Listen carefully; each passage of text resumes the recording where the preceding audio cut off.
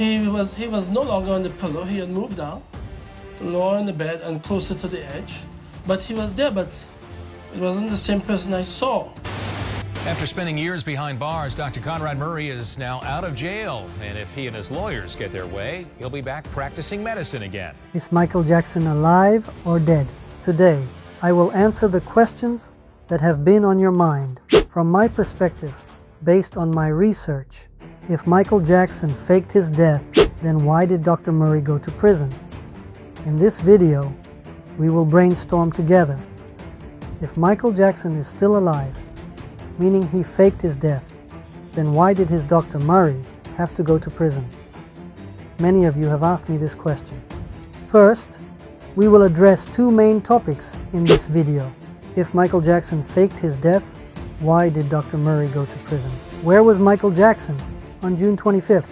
By the way, you can support us by joining our channel through the Join button, which grants you privileges, such as the ability to ask me one question per week and access to exclusive videos. Additionally, you can support us by liking and commenting on our video. And don't forget to subscribe to our channel to be notified of future videos. If you're ready, let's begin. Dr. Conrad Murray was convicted of involuntary manslaughter in 2011. He was sentenced to 4 years in prison, but due to overcrowded California prisons, he was released on parole in 2013 after serving just 2 years. So, Murray only spent 2 years in prison. Dr. Conrad Murray has spent the past 2 years calling a Los Angeles prison cell his home. But the disgraced physician, found guilty in November of 2011 of involuntary manslaughter and the death of Michael Jackson, has left detention, 2 years shy of the 4-year sentence he received. Conrad Murray was released at 12:01 tonight, and he was released safely and securely. Do you think the penalty for manslaughter could be as little as 2 years? Here's a question I need to ask you all.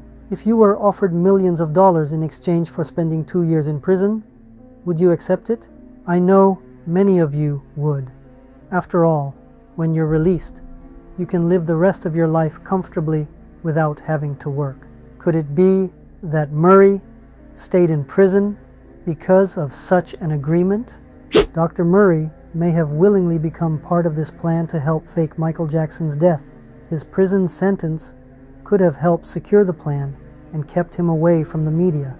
After all, for the fans to forget this event, Murray needed to stay hidden and safe for a while. Murray's imprisonment was necessary to make us believe that Michael's death was real. If Michael's fake death was arranged with state approval, Murray might not have even stayed in a truly bad prison environment. This could have been a media play and a legal theater, as when Murray was released, he went on vacation with the judge who sentenced him. It's possible that Dr. Murray only appeared to go to prison, thus strengthening public belief in Michael's death, making it easier for him to disappear through the fake death. Murray's imprisonment could have been a strategy to distract those questioning the real reason behind the death. This would prevent deep investigations, helping to keep Michael's fake death plan more secretive. In conclusion, to make Michael Jackson's fake death convincing, a sacrifice was necessary. Dr. Murray may have been chosen as the scapegoat, thus making the death seem real to the public and the event more convincing. Of course, Murray could have been paid a large sum of money to disappear for 2 years. If we believe this fake death was arranged with the state's knowledge, Murray's 2-year imprisonment wouldn't be a significant detail for us. After all, we didn't see with our own eyes how Murray spent his time in prison. Thanks to Michael and certain state members, he could have been in a comfortable place. Does that include serving a mere 2-year sentence where, according to a sheriff's spokesman, he was described as an exemplary inmate and was kept away from the general inmate population during his 2 years in jail? He was also allowed to have liberal use of a telephone in his cell during his last year. Are we even sure he was really imprisoned? In fact, there isn't a single piece of evidence that proves he was actually in jail. As we previously mentioned, he was kept away from the general public, so no one even saw him in prison. All the interviews conducted during his imprisonment were over the phone. So Murray could have actually spent those 2 years in a very comfortable place. Do you know who protected Murray from Michael's fans who wanted to attack him after Michael's death? It was, of course, Michael Jackson's security guards. Now, let's take a look at the courtroom where Murray was tried. Why were there rabbit and toy figures in the court? What was the significance of the rabbit figure, a symbol of faith and one of Michael's favorites? Being in the courtroom? Was Michael trying to send us a message that he is alive?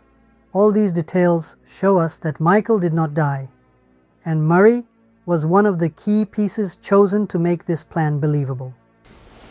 I'll never be unfair to Michael, and I'm not here to destroy Michael. So, if Michael Jackson is alive, where was he on June 25th? Yes, Murray has some explanations about this. More precisely, confessions he let slip. You thought he was safe. Safe. You step out of the room for an hour? I left his bedside around 11:25. And his position on the bed? Well, normally when I left him, he was on the pillow. And when I came back, he was in a different position. He was no longer on the pillow. He had moved down, lower in the bed and closer to the edge. But he was there, but it wasn't the same person I saw. As you can see, when Murray returned to the room, he said, "He wasn't the person I saw." It wasn't the same person I saw. So, what does this mean? Was someone else going to die in Michael's place? Was Murray trying to send us a message? This takes us to the Dimitri theory.